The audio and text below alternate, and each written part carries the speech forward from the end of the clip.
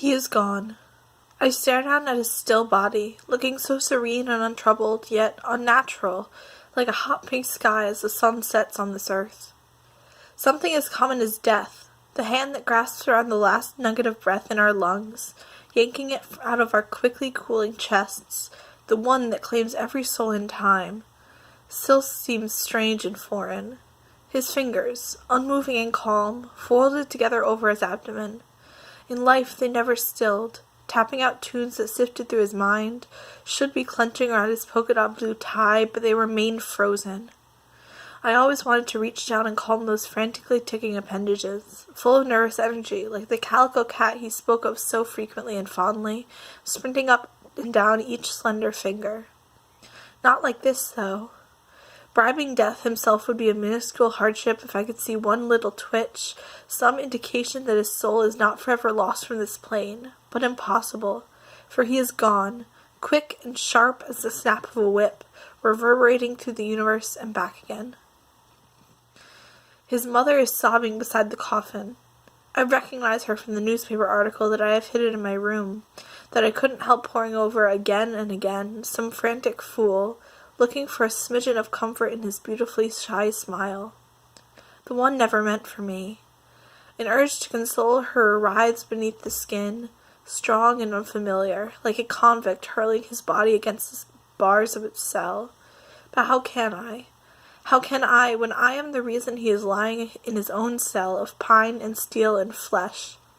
He left no note, but mine were the hands slapping him into lockers and passing in the hallways, stealing his clothes when he was showering and vulnerable, drawing lewd pictures and comments on his assignments before he could turn them in.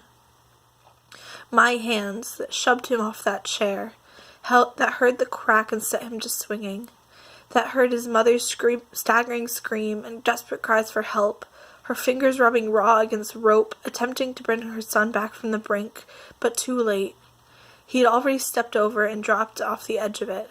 No coming back. I heard the news at school, buzzing around like the next hot gossip, and I was sick. Sprinting down the hall to the tune of fake, overdramatic sobs, and people who had never spoken to him a day in their lives, expressing how good a friend he was. Disgusting. People profiting off his death, acting like they knew him, though they couldn't be bothered before he became popular for successfully hanging himself. He didn't have any friends. Partially my fault. We would have ridiculed anyone who stepped up. Disgraceful. Sickening. I spewed my pain and disgust and regret into the porcelain abyss. My eyes stared back from the watery depths, their image distorted, surrounded by the filth and muck I was determined to expel from my personality. Floating chunks of hatred, jealousy, prejudice, soaking in a stew of self-loathing and harassment. What was his crime but for being himself? Unapologetically, beautifully him, the only one brave enough to show his true face in the sea of masquerades and conformity.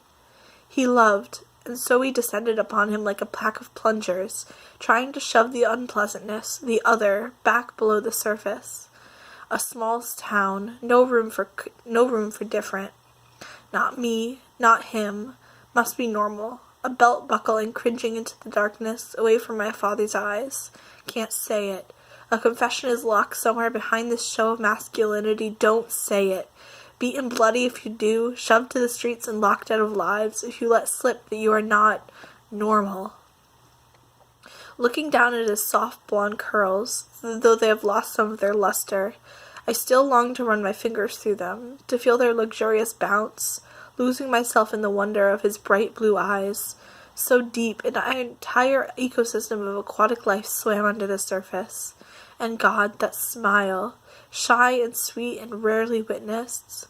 I could never touch him, not in the way I so deeply craved, holding hands as we walked down a crowded street, his fingers wrapped in mine, dancing under a starless sky, the only light radiating from cell phone flashlights gleaming in his eyes. Kisses, caresses, no violence anymore. Only hope for the future, away from this damned town. Too long it took me to recognize the place where these feelings stemmed. Staying shoved down, scared away with a shotgun cocked and ready to fire if they ever dared to show their face. Tried to beat them from myself by beating him. Recognized, finally, but too late. He whom I loved and tormented with equal measure, taken from the world by his own hand. I stared down at his still form, running towards an exit I will never reach. Reluctant, uninvited tears streamed down my face. Unkind words never crossed his tongue, never spat a barbed dagger back at his abusers. The glow of a warm, smiling moon exuded from his soul and touched on everyone he met. Tried to change us, forgive us, even as we kicked that bright soul from him. Undeserving of any of this, an unforgivable casualty caught in the crossfire of my own self-hatred. I light a blue and white candle in remembrance of him. I must keep it lit for the rest of my days.